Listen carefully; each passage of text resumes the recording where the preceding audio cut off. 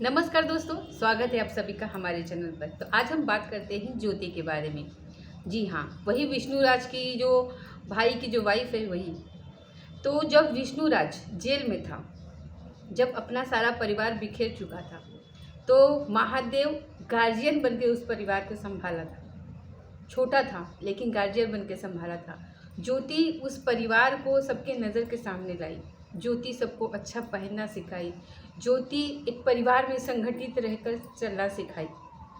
महादेव जब जो मालती चौहान जिंदा थी तो महादेव था, लेकिन महादेव से झगड़ा करके विष्णु अलग हो चुका था। और ना ही वो माँ बाप को देखता था, ना ही माँ को देखता था, ना तो ननद को देखता था। वो बस अलग हो चुका था और सिर्फ फेम के चक्कर में पड़ा था कि किस तरीके से मुझे वायरल होना है, किस तरीके से मुझे क्या करना है, बस अपने बारे में सोचा करता था। आपने ना ही कभी वीडियो में ननद को देखा होगा, बहुत लोगों को तो पता भी नहीं था कि एक बहन भी है, और ना ही आपने जल्दी महादेव को देखा होगा तो बहुत पहले। ठीक है, तो ये पहले ही झगड़ा वगड़ा करके परिवार से अलग हो चुका था। बाप माताई सबसे एकदम अलग हो चुका था। और जब ये जेल गया और इसका परिवार जब बिखर गया पूरी तरीके से, तब यहाँ पर महादेव खड़ा होता है एक कंधा बन करके, और इससे जेल से भी इसको छुड़ा कर लाता है। और साथ ही साथ माँ को भी देखता है, पिता को भी देखता है।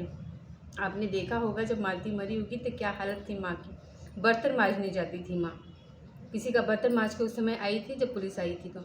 लेकिन उसके बाद महादेव और ज्योति ने मिल करके उन दोनों को अच्छा पहनना, अच्छा परिवार, कितना अच्छा, मतलब परिवार एकदम अच्छा कर दिया था। अच्छा खाना, परिवार बहुत अच्छा कर दिया था। और विष्णु को भी जेल से छुड़ा करके लाए। उस मुश्किल घड़ी में वो गार्जियन बन के खड़े थे। और वही जब विष्णु जेल से छूट करके आता है तो कुछ दिन तो ठीक था, लेकिन वही आपको याद दिला दूँ कि जब ज्योति का बर्थडे था तो इतना नाटक कर रहा था, इतना नाटक कर रहा था रोने का, कि उसे बहुत याद आ रही है मालती की, बहुत याद आ रही है मालती की। मरे जा रहा था एकदम, मतलब खुशी का माहौल एकदम ख़राब करके रख दिया था उसने। एक तो महादेव और ज्योति ने ये किया था कि जब तक विष्णु भैया जेल से नहीं आते तब तक हम लोग कोई खुशियाँ नहीं मनाएंगे। और जब वो जेल से बाहर आया तो पहली खुशी मनाई उन्होंने बर्थडे की। बर्थडे आया था, उसमें वो इतना रो रहा था, नाटक कर रहा था कि सारी खुशियों का उसने पानी फेर दिया। फिर भी महादेव ने मालती विष्णु की तरफ ही ध्यान दिया, अपनी वाइफ की तरफ ध्यान नहीं दिया। और वही उसके बाद देखिए 1 महीने बाद अपनी ज़िंदगी में कैसे रम गया है। काजल के साथ कैसे रोमांस वीडियो बनाता है, वीडियो बनाता है, सारी हदें पार कर चुका है। अब उसको विष्णु मालती की याद नहीं आती, सिर्फ दूसरों की खुशियों में अड़ंगा डालना हो तभी उसको याद आती है। अब बात यहाँ पर रह गई। अब यहाँ पर बात आती है ननद की शादी की। ननद की शादी में ज्योति नहीं दिखी। ज्योति नहीं दिखी, ये बात सब लोग पूछ रहे हैं कि ज्योति क्यों नहीं दिखी, ज्योति क्यों नहीं। जाहिर सी बात है कुछ ना कुछ झगड़ा हुआ होगा।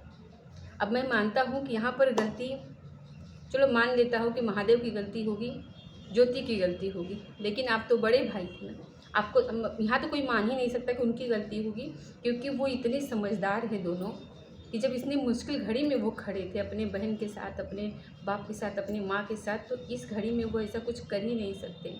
और मान लीजिए वो गलती कर रहे थे तो आपको समझाना चाहिए था, जो झापड़ मारना चाहिए था, माफ़ी मांगनी चाहिए थी, पैर पकड़ना चाहिए, जो करते बनना था वो करना चाहिए था आपको। लेकिन इस शादी में उन दोनों को शामिल कर देना चाहिए था, क्योंकि जिसने इस मुश्किल घड़ी में परिवार को संभाला था उसका इस शादी में न होने की वजह से कितना दिल टूटा होगा। अपने दिल से तो वो नहीं चाहे होंगे कि हम इस शादी में ना रहें, कुछ न कुछ मजबूरियाँ उनकी ज़रूर रही होगी। और जहाँ तक ड्रामेबाज और नौटंकीबाज, तो यहाँ पर पतलू बिल्कुल भी नहीं है, ज्योति बिल्कुल भी नहीं है, महादेव बिल्कुल भी नहीं है। अगर ड्रामेबाज और झूठ और फालतूगिरी अगर कोई करता है तो वो विष्णु है। यहाँ पर जरूर विष्णु और काजल का ही कुछ किया धरा है। काजल की तो विष्णु से शादी भी नहीं हुई है, लेकिन सारी रस्म काजल निभा रही है। और महादेव की और ज्योति की तो शादी हो चुकी है। हम तो हमारे में तो जानते हैं हिंदू धर्म में अगर भाई हो जाए, अगर ननद से बात भी ना करते हो, झगड़ा भी हो गया हो, तो रस्में तो पूरी उनको करनी ही होती हैं। रस्में करना उनका धर्म होता है। और काजल और ये ज्योति इतनी समझदार तो है ही है कि वो रस्म कर सके।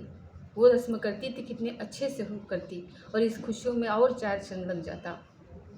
लेकिन ऐसा क्या हुआ था कि ज्योति इसमें शामिल नहीं हुई। मुझे लगता है इसमें पूरा विष्णु का ही कुछ किया धरा है। आपका क्या राय है कमेंट बॉक्स में ज़रूर बताइएगा। यहाँ पर उसके माँ ने भी नहीं एक बार पूछा, उसके पिता ने भी एक बार नहीं पूछा। पहला जब बड़ी बहन की शादी हुई थी तो विष्णु ने लावा पर छाया था, और छोटी बहन की जब शादी हुई तो लोलो को ला करके खड़ा कर दिया विष्णु ने, और कहा कि लोलो लावा पर छेगा। और वो कहाँ गया? जिसने आपकी इतनी मुसीबत में साथ दिया उसका कोई हक नहीं है कहीं? वो बस सिर्फ आपको मुसीबत में बचाने के लिए है। महादेव बहुत समझदार है, विष्णु से भी समझदार है, और महादेव के मन में लालच बिल्कुल भी नहीं है। वो पूरा का पूरा परिवार के लिए समर्पित है। आपने देखा होगा कि महादेव किस तरीके से जब इसके जेल में था तो पूरे चैनल को इसने संभाला। चाहता था इसका चैनल पूरा डेट हो जाता, लेकिन समझदारी से, बुद्धि से इसने परिवार को भी संभाला, खेत खलियान को भी संभाला, और इसके सारे चैनल्स को भी संभाला।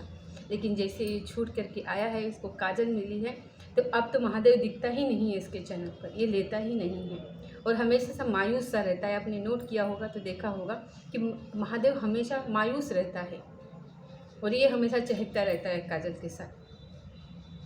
इससे पहले महादेव कितना खुश रहा करता था जब ये जेल में था। क्या इसीलिए वो यही सपना देख रहा था कि मेरा भाई छूट करके आए तो ये करे? जिस तरीके से महादेव कंधा बना था विष्णु का, इस तरह विष्णु को भी महादेव का कंधा बनना चाहिए। उसके गलती पर उसको डांटना चाहिए, नहीं तो फिर उसको समझाना चाहिए, बड़े भाई हो तो। चलिए मिलते हैं अगले वीडियो में अगली जानकारी के साथ। तब तक बने रहिएगा हमारे साथ। अगली बार ज़रूर हम ज्योति से बात करके आपको बताएंगे कि क्या हुआ था, आखिर क्यों नहीं शामिल हुई।